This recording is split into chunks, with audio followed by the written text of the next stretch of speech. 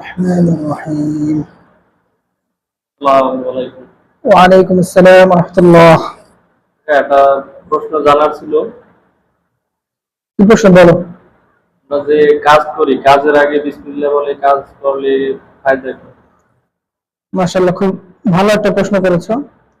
বিসমিল্লাহ বলে কাজ শুরু করার গুরুত্ব ইসলামে অনেক।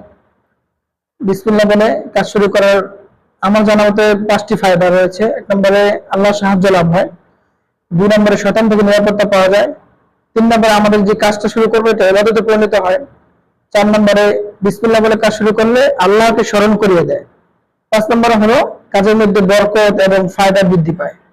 এছাড়াও আমাদের নবী বলেছেন, কুল্লু আমরিন বিবালিন লাম ইউবদা ফীহি বিসমিল্লাহ ফাহুয়া আবতার।